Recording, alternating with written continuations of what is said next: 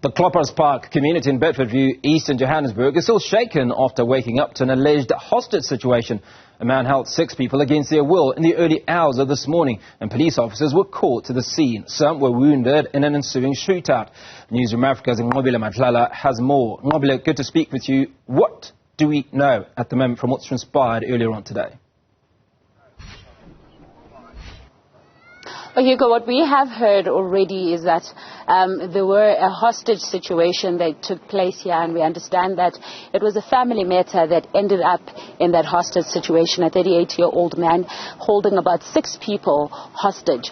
The police were called into the scene, and unfortunately then he started shooting at them, and we understand at this very point 3 were wounded. But we've got Gauteng spokesperson for SAPS to speak to us about this. But Masondo, if you could briefly make us understand, how did we end up with this hostage situation? Yes, it started yesterday, according to the information that we've got. There was a fight between the husband and the wife last night, and the wife then left with the kids and went to a family friend's where she slept there. In the morning, she came back with the kids and the family friend, and the husband was still inside the house. So when they were inside the house, the fight started again. So it's then that the family friend went out to call the police. After that, she went back to the house.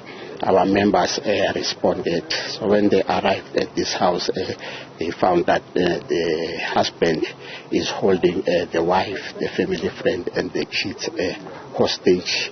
We then summoned our hostage, SAPS hostage negotiator, as well as the task force. And then they came here. Okay, before that, when the police arrived, the first police that responded, when they arrived, so then he started shooting at the police that responded first, and 3 of our members were injured. So then we summoned our task force as well as the hostage negotiator. So he was still inside the house with the kids and the wife. And we then started negotiating with him. He then released all the victims, which is the wife and the kids. He then surrendered himself to the police. The police, our members that were injured, it's 3 of them, and they were taken to hospital. They are in a serious but stable condition. The family friend that was also shot, she's also in hospital. So in total, how many people were shot? In total, it's 4 people that were shot. It's 3 police officers and a family friend who is a female. And where's this gentleman now? The suspect, as I'm saying, that he surrendered himself, so he was arrested. So he's facing charges of 4 attempted murder, kidnapping, as well as assault on the wife. And what's the way forward now that he's been arrested? Yes, obvious. Then he will be charged and he will appear in court in the next 48 hours. Thank you very much for speaking to us. Well, that's the incident that has taken place here. Of course, the community has also come out to sort of see what is taking place and what happened. But that home, being that home just right behind us, this is where it took place. When we arrived, we also saw forensics going in, taking some of the pictures. We understand this will form part, of course, of the evidence that will be used much later. 4 people wounded, and we understand that that situation started because of a family dispute.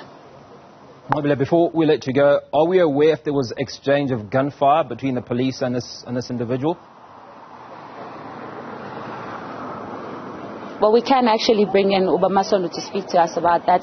But Masondo, do we know if the police did respond with fire to this 38-year-old when he started shooting at them?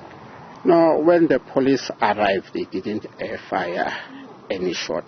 So as soon as they arrived, entered the house, then he started shooting at them. And did they shoot back at him? No, they didn't shoot back at him then, yes. So as I'm saying that, no, they were then injured. Then we called for backup and they were taken to hospital. Yes.